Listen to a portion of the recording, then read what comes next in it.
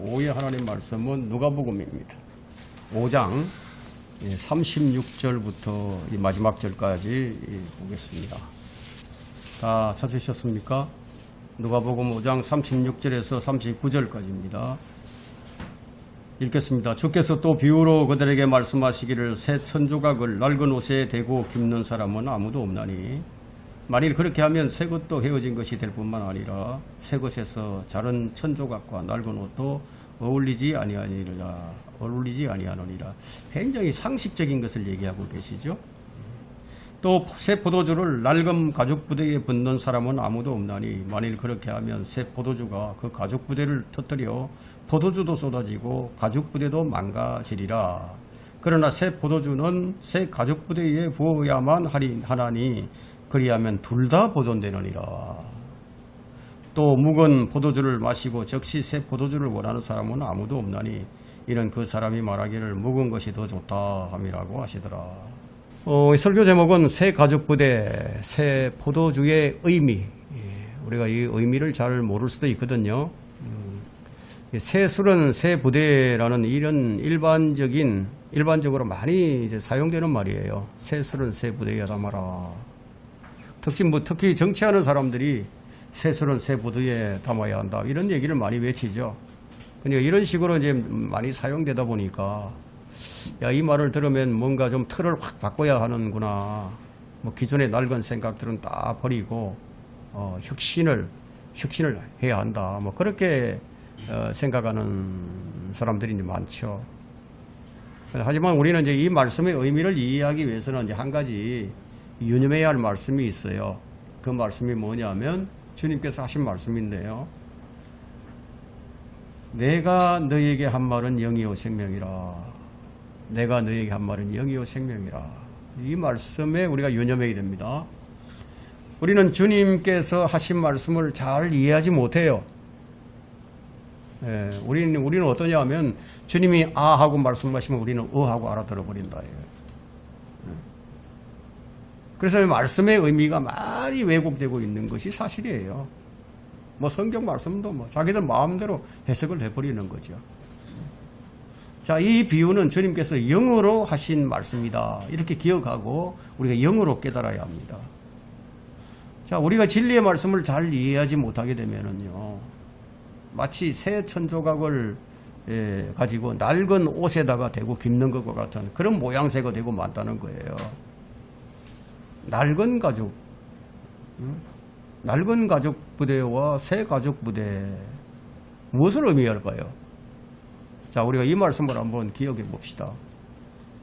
진실로 진실로 내가 내게 말하노니 사람이 물과 성령으로 태어나지 않으면 하나님의 나라에 들어갈 수가 없느니라. 요한복음 5장에서 이제 3장 5절에서 말씀하셨는데 주님은 거듭남을 여기 말씀하셨죠. 그렇다면 또 우리가 생각해 볼 문제는 뭐냐? 거듭남에 대해서 생각할 때 우리 몸이 무엇인지를 생각해 보는 거예요.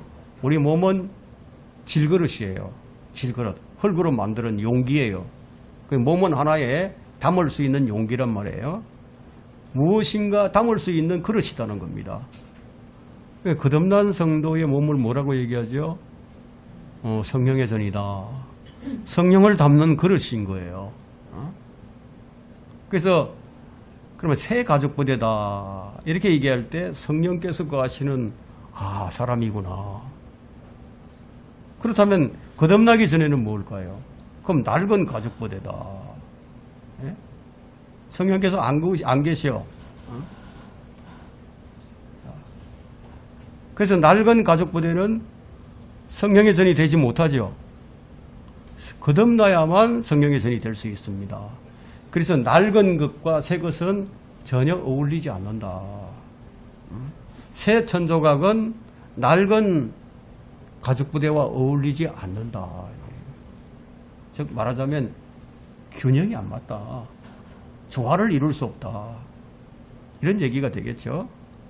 참 시대가 많이 변했어요. 지금은 인공지능 시대예요. 컴퓨터가 없으면 업무를 볼 수 없는 시대가 됐습니다. 스마트폰 이 하나로 모든 정보를 얻는 시대가 됐어요.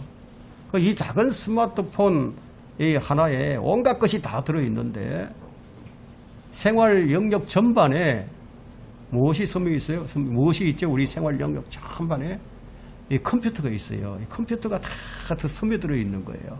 그럼 컴퓨터는 뭘로 나누고 있습니까? 하드웨어와 소프트 부분으로 나누어지죠.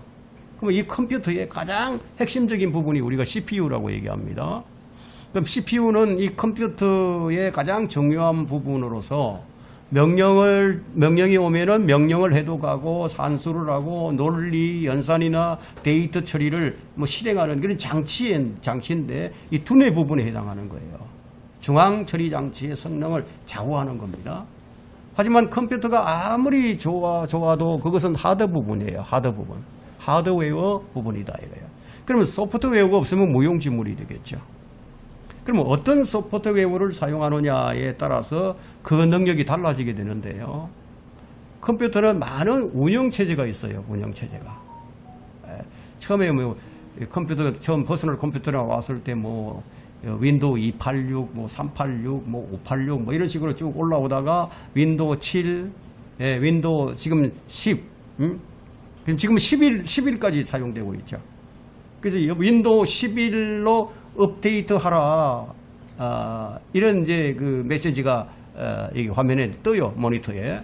그 내년 10월부터는 이 운영체제, 윈도우 10, 이 운영체제의 업데이트를 지원하지 않겠다. 이렇게 공고를 하고 있는 겁니다.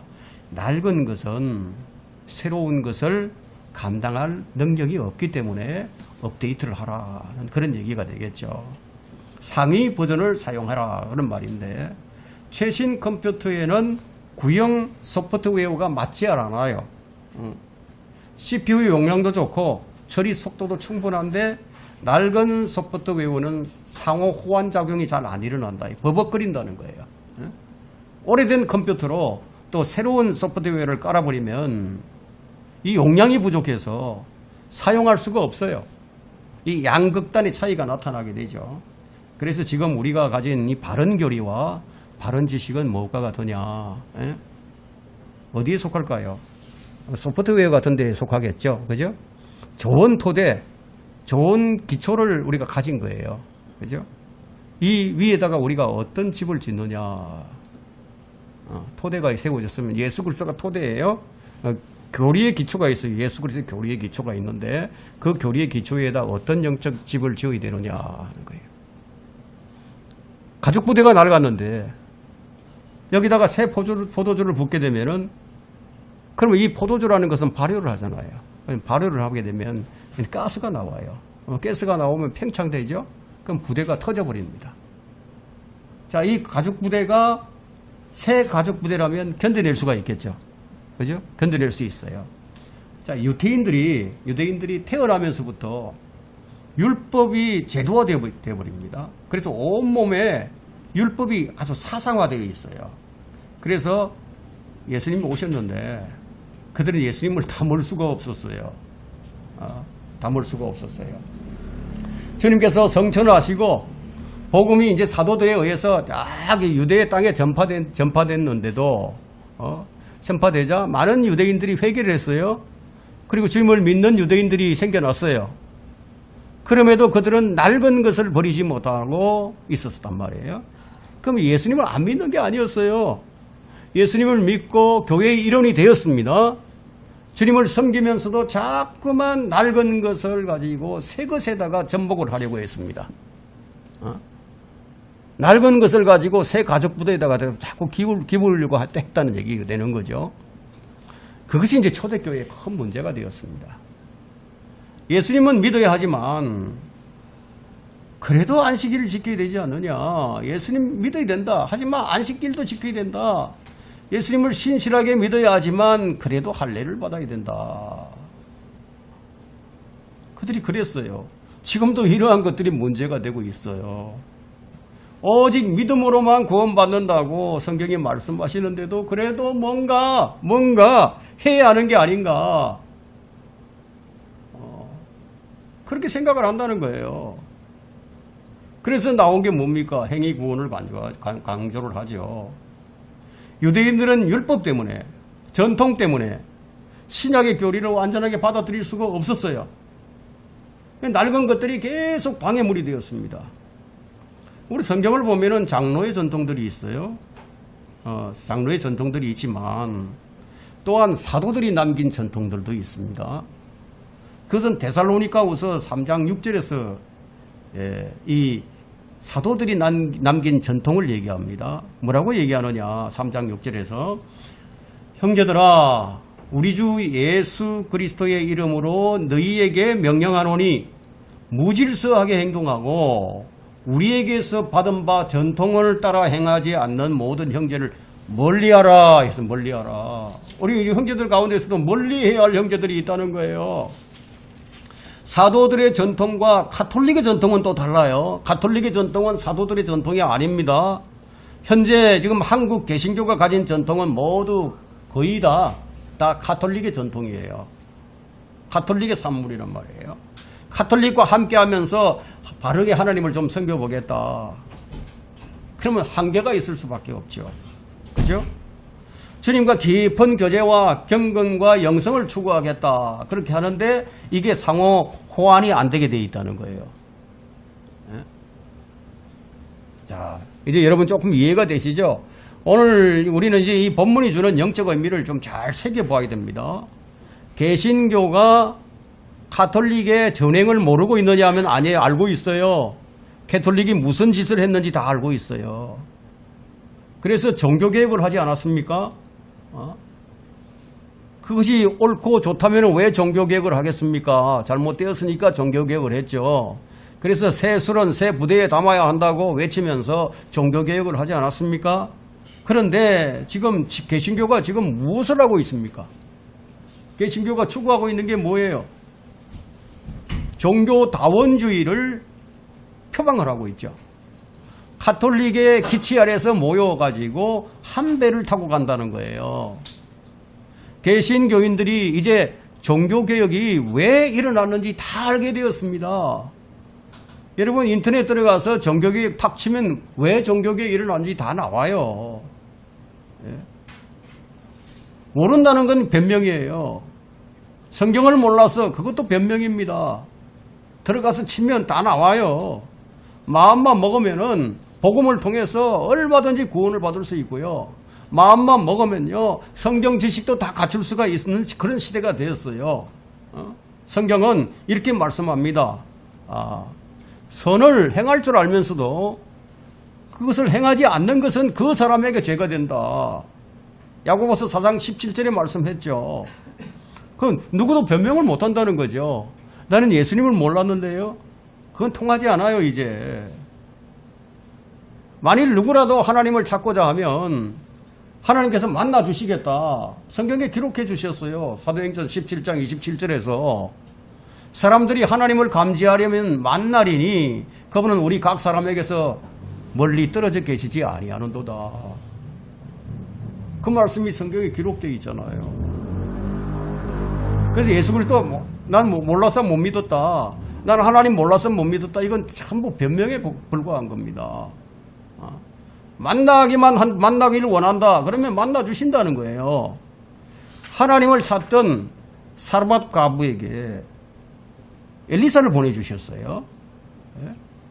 에디오피아 내시에게 성경이 궁금해서 도대체 읽어도 뭔 말인지도 모르겠고 알고 싶어 했어요. 그러니까 하나님께서 빌립 집사를 그냥 성령에 의해서 탁 보내준 거예요.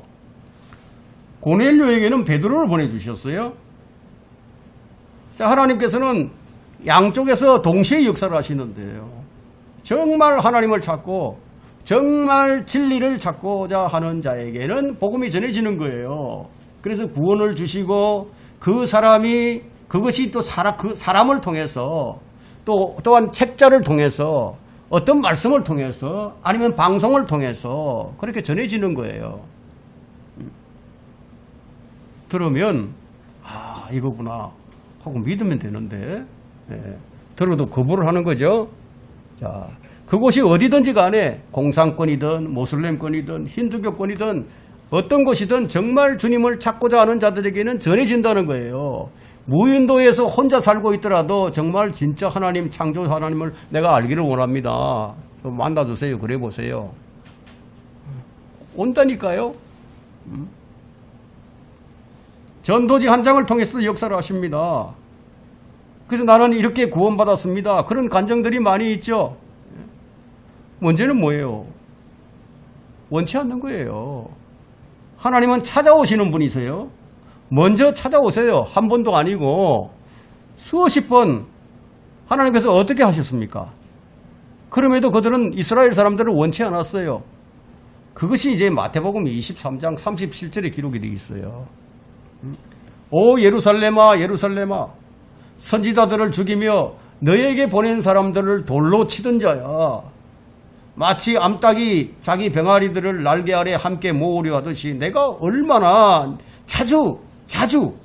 자주라는 말을 썼어요. 자주 네 자녀들을 모으려 하였더냐. 그러나 너희가 원치 아니하였도다. 그러면 사람의 문제가 무엇입니까? 원치 않는다는 거예요. 자, 우리는 한 사람이라도 구원하기 위해서 다양한 방법으로 복음 사역을 전개하고 있습니다. 그러나 원하는 자들은 참으로 희박합니다. 유대인들처럼 자꾸만 옛날로 돌아가려고 하는 사람들이 있다는 거예요. 그래서 성경적 진리가 잘 먹혀들질 않아요. 묵은 누룩을 떼버리지를 못합니다. 묵은 누룩을 떼내버리라. 그래야 너희가 누룩을 넣지 않은 새 반죽이 되리라. 우리의 유월절 양이신 그리스도께서 우리를 위하여 희생하셨느니라. 누룩을 안 넣어야 새 반죽이 된다는 거예요. 그것을 위해서 그리스도께서 희생을 하셨는데 교회는 무엇입니까? 새 반죽이 새 반죽. 이 반죽에 가톨릭의 누룩이 선며들어서 온 기독교계를 다 부풀게 해버렸어요. 그래서 아무리 잘하려고 해도 안 되는 거예요. 묵은 누룩을 떼내버려야죠. 묵은 누룩에 오염되어 있으니까 자꾸만 다시 과거로 돌아가잖아요. 개톨릭에서 나왔다가 이제 다시 개톨릭으로 가는 거예요. 그래서 균형이 아주 일그러질 대로 지금 일그러져 있는 상태입니다. 오죽하면은요, 교회 안 나가는 사람들이 얼마나 많아졌는지 아세요? 차라리 교회를 나갈 바에야 집에서 예배를 드리겠다. 이게 이제 많아지는 거예요. 그렇다면 우리의 문제가 무엇입니까? 우리가 가지고 있는 이 진리의 지식. 자, 우리 CPU, 좋은 CPU. 자, 좋은 소프트웨어 다 가졌어요. 근데 우리 신앙에서 오는 영적 결핍과 공허함. 왜 이런 일들이 일어날까요? 왜 이런 부분들이 생겨나는가? 우리가 이것을 좀 알아보고자 합니다. 첫 번째, 새 포도주는 새 가족 부대의 망고불변의 진리죠. 문제는 새 포도주를 담으려고 하니까 기존 체제를 유지하려는 세력에 부딪히게 되고 거기서 적당한 타협이 일어나고 거기서 그냥 주저앉아 버리게 된다는 거예요. 뭐 좋게 말해서 타협이지. 사실은 하나님의 손을 놓고 불의의 손을 붙잡은 거예요. 그것이. 불의 가운데서 진리를 붙잡으려고 하는 자들이 있다고 로마서 1장에서 말하고 있죠. 그래서 뭐 이런 자들은 어떤 결말을 맞이하게 되느냐 하면 하나님께서 이런 자들의 지혜를 혼잡게 하신다는 거예요. 아니 어떻게 하나님께서 사람의 그 지혜를 아주 혼잡게 하실 수가 있지? 하나님께 그렇게 하신다는 거예요. 그래서 경건과 복음마저도 오염된 것을 우리가 지금 목도를 하고 있는 거예요. 본문에 보니까 주님께서는 진리의 길로 인도하시려고 하는데 듣는 이들이 자꾸만 자기들의 전통과 자기들의 생각을 말하고 있어요. 본문 32절 한번 보세요. 그래서 주님께서 이런 말씀을 하시는 거예요. 나는 의인을 부르러 온 것이 아니요 죄인들을 불러 회개에 이르게 하려고 왔노라. 근데 그렇게 이제 주님이 말씀하셨는데 그 말을 듣는 사람은 야, 우리는 이렇게 하는데 당신들은 왜 그렇게 하느냐? 말귀를 못 알아들어요. 이 사람들이 알아듣지 못한다는 겁니다. 하나님은 진리시죠. 하나님은 살아계신 분이 분명하죠. 하지만 그것을 듣는 사람들이 그것을 어떻게 듣느냐에 따라서 하나님은 그 사람에게 진리일 수도 있고 아닐 수도 있다는 겁니다. 하나님의 말씀은 진리예요. 하나님의 말씀을 들으면 들을 수 있다면 그렇다면 그 말씀은 살아있는 말씀이기 때문에 역사를 할 수 있지만 듣지 못하게 되면 역사를 하지 못한다. 성령은 진리의 영이에요. 그리스도의 영이에요. 하나님의 영이에요. 다른 말로 말을 하면은 말씀에 역사하시는 영이시기 때문에 말씀을 통해서 역사를 하시기 때문에 말씀을 알아듣지 못하게 되면 아무 일도 안 일어난다는 거예요. 그래서 진리를 이해한다. 이것은 너무너무 중요해요. 내가 그 말을 듣고 그 말이 무슨 뜻인 줄 이해했다.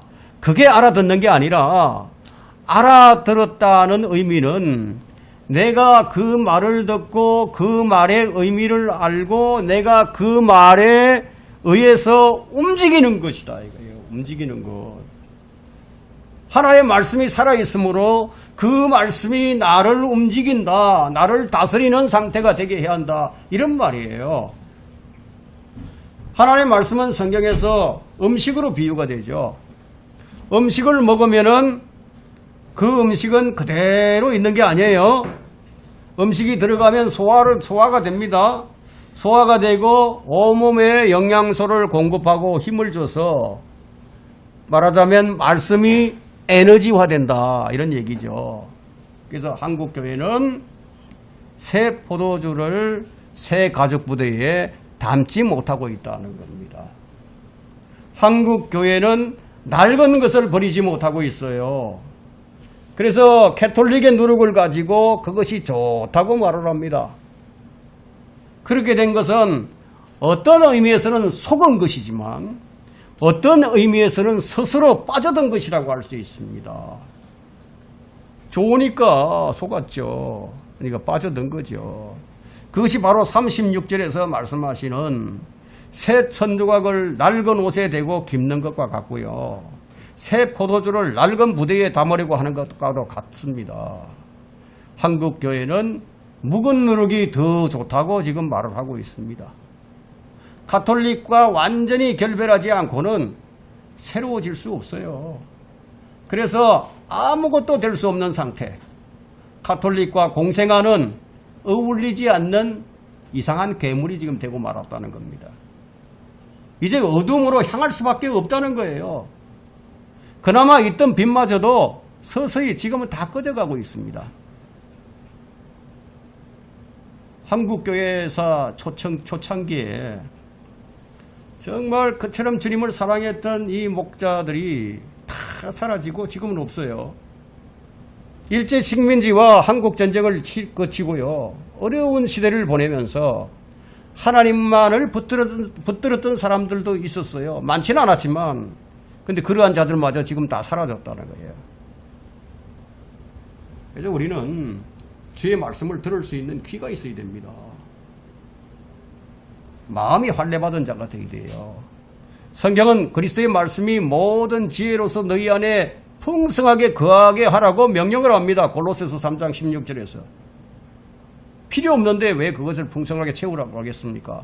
반드시 있어야 할 것이니까 채우라고 하는 거죠. 또한 성경은 우리 안에 거하시는 성령을 힘입어서 네게 맡겨진 그 좋은 일들을 좋은 것들을 지키라고 디모데후서 1장 14절에서 말씀하고 있습니다. 바른 말씀과 바른 교리가 얼마나 중요한지 그것은 제가 말하지 않아도 여러분 다 알고 계십니다. 우리는 이제 다만 그 가치를 훼손시켜서는 안 된다는 거예요. 근데 얼마나 많은 지금 바이블 빌리브라고 하는 사람들이 그 좋은 것을 가지고 지금 그 가치를 훼손시키고 있느냐를 한번 보시라는 거예요. 하나님의 사람들은 하나님의 말씀을 사랑했고요. 또 그것을 붙잡고 그 가치를 따라서 살아가는 거예요. 아까 제가 이제 하드웨어와 이 소프트웨어 부분을 이제 비유를 드렸는데요. 우리는 하드웨어, 하드웨어. 또 성경은 소프트웨어 이렇게 비유할 수 있죠. 그럼 성령은 전기에 비유할 수 있습니다. 전기. 그러니까 좋은 컴퓨터와 좋은 프로그램을 다 가졌어도 전기가 안 들어오면 뭐 무용지물이죠. 그럼 이 셋이 다 있어야 되는 거죠. 이 성경이 생명이 되고 능력이 될 수 있는 이유는 뭐예요? 성경은 성령을 통해서 역사하시고 증거되기 때문이에요. 예? 진리의 지식에 대한 부분을 우리가 한번 살펴보겠습니다. 왜 우리에게 바른 지식이 있는데, 그런데 신앙에서 오는 영적 결핍과 공허함, 왜 이런 일들이 일어나는가? 왜 신앙생활에 영적 결핍과 공허함이 생겨나는가? 왜 그런가 하는 거예요. 성경 자체만을 붙들고 있고요. 지식과 교리만 가지고 모든 것이 가능했다고 생각했기 때문이에요. 예? 그것을 신앙의 목적지로 삼았기 때문에 그래서 영적 결핍과 공허함이 생기게 된 겁니다. 공장이 잘 가동되려면요, 윤활유를 흠뻑 칠해야죠. 영적 생활에는 성령 충만함이 필요한 겁니다. 바른 성경을 가졌다면 진리의 하나님과 인격적인 관계를 통해서 그분의 풍성함을 경험하고 누리는 삶을 살아가야 하는데, 그렇지 못하다면 어떤 일, 무엇이 있어야 됩니까? 회개가 있어야 되겠죠? 반성의 목소리가 있어야 되겠죠? 그 원인이 뭐냐? 성령의 미세한 음성들을 무시하고 지나가 버렸기 때문이에요. 그냥 교리만 있으면 됐지. 예? 이렇게 문서 사역도 하고 구령도 하고 그리스도를 하면 됐지. 스스로 다 속아버린 거예요. 새 포도주는 새 가죽 부대에 담아야 하는데 주의 말씀인 새 포도주는 새 가죽 부대가 아니면 담을 수가 없어요. 그 말씀을 여기서 분명하게 하신 겁니다. 새 가죽 부대에 관해서는 다른 해석이 있을 수도 있지만 바른 성경과 성령의 도우심이 없이는 주님을 온전히 섬긴다는 것이 불가능하다는 것을 여기서 보여주는 것이에요. 이 두 가지가 조화를 이루지 못하게 되면 한계에 부딪힐 수밖에 없다는 겁니다. 바울이 이야기한 것처럼 성령으로 시작해서 육체로 신앙생활을 마감하는 일이 빚어질 수도 있다는 겁니다. 위대한 복음 사역자였던 빌리 그리함이 마지막에 카톨릭화 되는 것처럼 엉뚱한 소리를 내게 되는 거라는 거예요. 그렇게 된 이유는 뭐예요? 빛이 꺼져버렸으니까. 말씀의 빛이 꺼져버렸어요. 하나님께서 더 이상 말씀의 빛으로 인도를 해주시지 않으니까, 그래서 영적인 안목이 어두워져 버렸단 말이에요. 새 가죽 부대가 되었다면 좋은 하드웨어를 가지고 있는 것인데, 여기서 어떤 프로그램을 구동하느냐에 따라서 성령이 달라진단 말이에요. 그래야 하드웨어의 용량이 막 최적화되면서 능력을 발휘할 수 있겠죠. 반면에 바른 성경을 가지고 있으면서도 제대로 활용하지 못할 수도 있어요.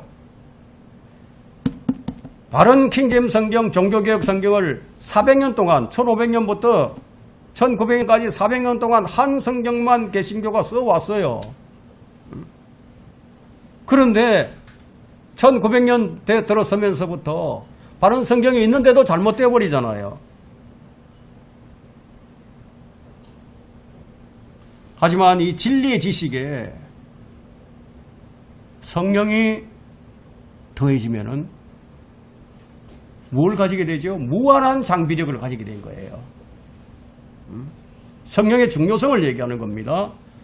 자, 두 번째 우리가 살펴볼 것은요, 새 가죽 부대가 새 포도주의 맛을 더 내게 만듭니다. 이건 뭔 말이냐면 우리 안에 성령께서 얼마나 역사하느냐에 따라서 우리의 재능이 은사도 될 수 있어요. 자, 이러한 용량은 사실 무한하다고 할 수 있습니다. 우리 인간에게 내재된 능력도 다 활용하지 못하고 죽는 것이 사실이지만, 정말 주님의 장중에 온전히 붙들려서 쓰임을 받게 되면은 내가 없어져요. 내가 없어지고 그리스도가 드러납니다. 그것을 가리켜서 내가 아닌 그리스도가 된다는 거예요. 그렇게 되면 주님께서 나의 한계를 뛰어넘어서 무한한 역사를 이루어 가시는 겁니다. 인간이 질그릇이라고 하는 이 장비의 연약함이나 이 부족함의 한계를 초월해서 주님께서는 이 가족부대에 성령이라는 새 포도주를 담아서 숙성시키시고 그것이 풍성하게 역사하실 수 있도록 하시는데요. 자꾸만 우리가 한계를 제한한다는 거예요. 어떻게 제한할까요? 뭔가 자기가 다 정해놓고 이건 이렇게 해야 하고 저건 저렇게 해야 하고 사역은 이렇게 해야 되고 교회는 이렇게 해야 되고. 물론 우리는 성경에서 교회의 규범과 지역 그 사역의 규범을 우리가 배워야 되겠죠. 그렇지만 성령께서는 우리가 아는 지식 이상으로 역사를 하신다는 거예요. 그렇다고 해서 성경을 벗어난다 이런 말씀이 아니에요. 성경 말씀을 따라서 성령께서는 역사를 하십니다. 물론 지금은 초대교회 때와는 다르지만 사도들을 통해서 얼마나 능력 있게 역사를 하셨습니까? 베드로는 어떻게 보면 겁쟁이였어요. 자기 신분을 감췄어요. 모닥불을 쬐면서 예수님을 부인하고 배반을 했었죠. 그랬던 사람이 성령으로 충만해지자 공의 앞에 서서 담대하게 외치기 시작합니다. 성령께서 지혜와 능력으로 충만케 해주시니까 놀라운 일이 생겨난 거예요. 물론 지금도 사도시대의 역사가 계속된다는 건 아니에요. 사람들이 베드로가 저 사람 배우지도 못한 무식한 사람인 줄 알았는데 어떻게 저 사람이 저렇게 유식한 말을 하느냐고 그런 말을 했죠. 바로 그들 안에 계신 성령의 역사였습니다. 그래서 이 가족부대는 팽창할 수도 있고 얼마든지 늘어나서 확장할 수도 있어요. 하나님의 역사는 제한이 없으십니다. 자주 얘기하지만 이런 디모데후서 1장 7절에는 하나님께서 우리에게 주신 것은 두려워하는 영이 아니라 능력과 사랑과 건전한 생각의 영이라 이걸 주셨다는 거예요. 두려워하는 영이 아니고 사랑의 영, 능력의 영, 성령이시죠. 성령을 주셨다는 거예요. 그럼 사랑이라는 것은 분량이 없어요. 분량이 정해져 있지 않습니다. 이건 계산이 안 되는 거예요. 그러면 계산이 되었다 하면 그건 사랑이 아닌 거죠. 말로만 하는 사랑은 사랑이 아닙니다. 사랑은 한계가 없어요. 정해져 있지 않습니다. 사랑은 성령의 열매예요. 근데 우리는 성령을 소멸합니다. 왜 이런 일이 자꾸 일어나느냐? 자유로우신, 제한이 없으신 성령을 제한하기 때문이다 이거예요. 자꾸만 우리 생각의 틀에 가둬두려고 하는 거예요. 성령님을 내 생각에, 내 지식에 아주 정형화된 틀 속에 딱 가둬버린다 이거예요. 그럼 자기 생각에 오름에서 교회는 이래야 한다. 에? 교회는 이래야 된다. 성령은 이래야 된다. 자기 마음대로 성경을 해석하고는 성경은 이래, 성령은 이래. 그러면서 그것이 성령의 역사라고 한다는 거예요. 그러니까 당연히 성령의 역사가 제한을 받을 수밖에 없죠. 우리는 주님의 풍성함을 누려야 하는데 우리가 많은 부분에서 건전한 상식으로 알 수 있는 부분인데도 불구하고 자꾸 자기 생각의 속에다가 뭔가 가둬버린다 이거예요. 자기 생각 속에다가 자기 믿음을 가둬버리고 자기 설교를 가둬버리고 새 가족부대에 관련해서 여러분 이제 자동차를 좀 비유해서 말씀드린다면요. 금방 산 새 차라고 하더라도 엔진 부분이나 어떤 동력에 문제가 있으면요. 시동이 걸려도 차가 앞으로 나가지 못할 수도 있어요. 차가 정비가 잘 돼 있고 상태가 좋으면 뭐 기름만 채워주면 잘 나가죠. 근데 외관이 아무리 멀쩡해도 고장난 차면 뭐 하겠습니까? 성령께서 전혀 역사할 수가 없어요. 성령께서는 계시더라도 성령께서 안에 계시지만 역사가 안 된다는 거예요. 거듭났다 하더라도요.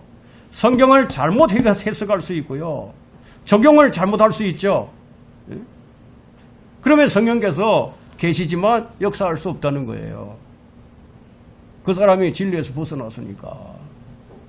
그래서 바른 성경 지식이 중요한데 그것을 가진 사람이 해석을 잘못하게 되면 이 말은 뭐냐? 주님께서 인도하시는 대로 가야 한다는 거예요. 주님께서 인도하시는 대로.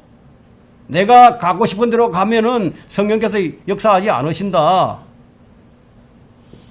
하나님께서는 어떤 계획을 세우시고 그 계획대로 운전하기를 원하고 계시는데 근데 자기 욕망대로 살고자 한다면은 차가 아무리 좋은 차라도 그냥 내버려 두실 수밖에 없다는 거예요. 그건 네 마음대로 해. 새 가족 부대도 중요하지만 거기에다가 어떤 포도주가 채워지느냐 이거예요. 근데 많은 경우에 포도주를 채우지 못하고 비어있기 때문에 문제가 돼요. 빈수레가 참 요란하죠. 안에 채워진 것이 없으니까 무슨 소리가 나겠습니까? 깡통 소리만 나게 되는 거죠. 성경 지식을 좀 안다고 지식만 자랑하고요. 뭐 교만한 모습만 보이고요. 소금으로 맛을 내지 못하게 되는 거예요. 새 가족 부대에 새 포도주가 채워지게 되면 자 이것이 점점 발효가 되고 숙성이 되는 과정을 통해서 신앙이 아주 깊이 있게 성장해 나가겠죠. 그죠? 그러면 주님께서 무슨 일을 시키시든지 그 일을 감당할 수 있는 역량을 갖게 되는 거예요. 그럼 사랑으로 섬기는 거예요. 사랑으로. 내가 들을 귀가 있어서 정말 그 말씀을 알아듣기 시작을 하면요. 그 말씀이 내 마음에 탁 심어지게 되면 내가 근본적으로 변화가 되는 거다는 거예요. 그렇게 되면 생각이 달라지죠. 삶의 방향이 달라져 버린다 이거예요. 그런데 말씀이 내 마음에 심어지지도 않고 머리에만 자꾸 심어지면요. 머리가 복잡해져요. 예? 근본적인 변화가 아니라 외형적인 것에만 자꾸 관심을 두게 됩니다. 그래서 내가 무슨 일을 하고 있다. 내가 이런 열매를 맺었다. 이런 얘기만 자꾸 하게 되는 것이고 그러면 자기 업적만 드러내게 되는 거죠. 사실 우리가 엄밀히 말한다면요. 성령의 열매는 내가 맺는 게 아니에요. 주님께서 우리 안에서 역사하실 때 자연 발생적으로 드러나는 것이 그것이 열매가 되는 것인데요. 주님과 깊이 있는 교제가 없이 어떤 일에만 탁 묶여가지고 거기에 열심을 내고 있기 때문에 어떤 사람이 되느냐? 나답과 아비후처럼 되어버린다는 거예요. 결국은 다른 부를 가져다가 주님을 섬기게 되는 꼴이 된다는 겁니다. 주님 말씀대로 주님을 숨기지 못하기 때문에 진리의 길에서 이탈하게 되는 거죠. 그것이 한국 교계에 일어났는데도 지금 WCC, WEA, NCCK 가입으로 나타나고 있죠. 그들은 주의 이름으로 일을 한다고 말을 해요. 뭐든지 주님의 이름으로 지금 하고 했지만 주님께서 하시는 말씀이 너희 불법을 행하는 자들아 내게서 다 떠나가라. 그런 말씀을 하시는 거예요. 그런 교회 다니는 많은 사람은 이 말을 듣게 될 겁니다. 그래서 우리가 영적인 일들에 열심을 내기 이전에 주님과 어떤 관계에 놓여 있는지가 중요합니다. 주님 앞에서 철저히 우리가 따르심을 받고 주님 앞에 경건을 배우고 주의 음성을 듣는 사람이 되어야 한다 이거예요. 그래서 주님께서는 먼저 우리를 만들어 가기를 원하시는 거죠. 사용하시기 이전에 만들어 가기를 원하신다 이거예요. 잘 빚어야 쓸 수 있으니까요. 근데 이 그릇이 준비가 안 돼 있어요. 여기다가 진리를 담는 게 아니라 인간의 열성만을 가지고 자꾸만 뭔가 다른 걸 넣어가지고 주님을 섬기려고 하니까 안 되는 거다 이거예요. 삐끗거리는 거죠 자꾸만. 겉으로는 뭔가 되는 것 같지만 하나님께서 그것들을 인정해 줄 수가 없는 거죠. 그러면 새 가족 부대가 추구하는 것이 뭐예요? 새 포도주와 새 가족 부대 이 둘이 이상적인 결합이 되었을 때 폭발적인 능력을 발휘하게 된다. 요즘 사람들은 지적인 설교를 참 좋아합니다. 지적인 설교. 그래서 공부는요, 여러분 지식이란 건 공부하면 지식을 갖추게 되어 있습니다. 그래서 지적인 설교는 어떤 면에서 볼 때 학습의 결과물일 수 있어요. 구원받지 못한 설교자도요, 지적인 설교할 수 있어요. 예. 신학교 교수들 보세요. 가르치는 교수들. 구원받지도 못한 그런 신학자들도 설교 잘하잖아요. 지적인 설교. 그 대표적인 사람이 누구였냐면 유명한 존 웨슬리 목사입니다. 그는 구원받지 못한 상태로서 설교자로 섰습니다. 미국으로 건너가 2년 동안 선교 활동도 했습니다. 그의 설교는 어떤 설교였습니까? 지적인 설교였죠. 유명한 사람의 양서를 읽고 성경 주석을 찾아가면서 구원받지 않은 사람들도 얼마든지 흉내낼 수 있는 거예요. 그렇지만 거기엔 성령이 없죠. 여기서 좀 가져오고 저기서 좀 가져오고 자기 경험을 갖다가 양념을 치고 자기 생각을 섞어서, 그래서 지적인 설교 사역은요 한계가 있을 수밖에 없어요. 그러나 요한 웨슬리 목사가 구원을 받고 그가 새 가족 부자가 되어서 새 포도주를 그의 마음에 채웠을 때 놀라운 변화가 일어나 버렸습니다.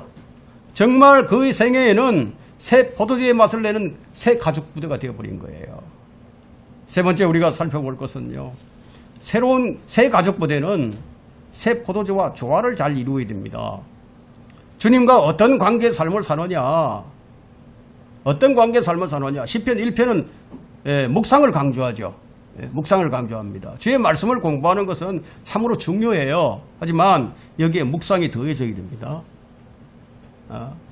묵상이 빠지면요, 우리가 이성으로만 성경을 이해하려고 덤벼들게 됩니다. 그건 스쳐 지나가는 거예요. 그런데 이 묵상이라는 것은 영적 되새김질이에요. 곰곰이 그것을 생각하고 또 그거 반추해보죠.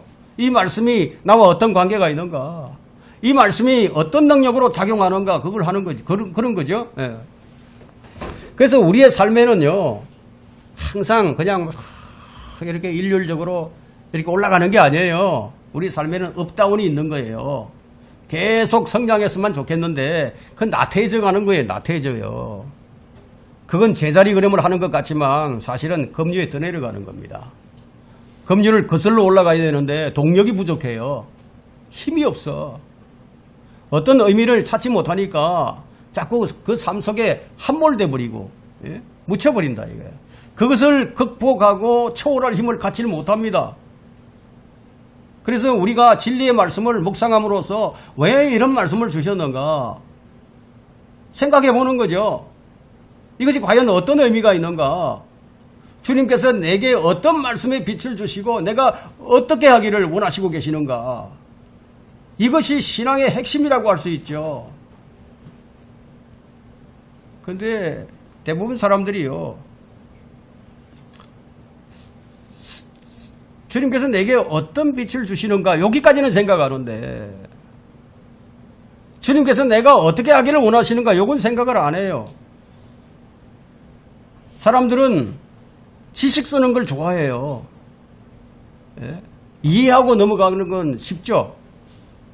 아, 이 말씀은 이 말씀이구나. 아, 무릎을 탁 치면서 공감도 해요. 근데 이 말씀을 나의 양식으로 취하는 것은 또 다른 문제예요. 한 번으로 끝나는 게 아니에요. 10번, 20번 되새김질을 해야 된다는 겁니다. 씻을 것은 씻어야 하고 발라내야 할 것은 발라내야 하고 그것이 흡수되어야 힘이 생기고 양식이 될 텐데 그것이 귀찮아져 버린다 이게. 왜 그런가? 말씀이 꿀처럼 달면 좋겠는데 항상 그런 게 아니거든요. 경우에 따라서는 말씀이 얼마나 쓴지, 그 사람의 본성이 달면 삼키고 쓰면 내뱉는 것이 인간의 본성인데, 그러니까 달콤한 말씀은 잘 받아들이죠.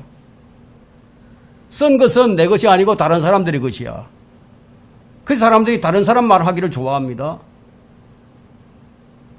신문 뉴스를 한번 보세요. 매스컴 보세요. 누가 뭘 어땠고 누가 뭘 어땠다 막 이런 얘기만 나오죠.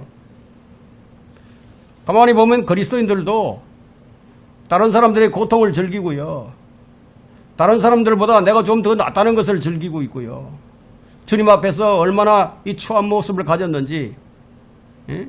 다른 사람들이 다른 사람들의 고통을 내 고통처럼 기도해주고 사랑해주고 따뜻한 위로의 말을 해줄 수 있어야 될 텐데 누가 어떤 문제가 생기고 고통이 생긴다면 그거 봐.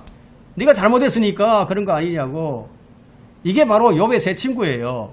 욥의 새 친구가 이렇게 했습니다. 하나의 말씀이 내게 아픔을 주지 않으면 사실 우리에게 유익이 적을 수밖에 없어요. 진정 내게 비수처럼 꽂히는 말씀을 내가 달게 받을 수만 있다면요. 우리에게 얼마나 많은 은혜와 이익이 넘쳐나겠습니까? 하나님의 말씀이 양식이 되지 못하는 이유 중 하나는 뭐냐? 십자가를 못 배웠기 때문에 그래요. 십자가를 배우지 못하고 자기 부인을 배우지 못하는 자는 자기 만족과 자기 기쁨과 자기 영광만을 추구하고 있기 때문이기도 하지만 많은 경우는요. 말씀을 지식과 논리, 이성적으로 대하기 때문이라는 거예요. 무슨 얘기냐면 말씀을 머리로만 이해하고 마음으로 이해하지는 못해요. 그러니까 이 말씀이 머리에서 마음으로 내려와야 되는데 그러지 못한다는 거예요. 그래서 묵상이 중요한 거예요.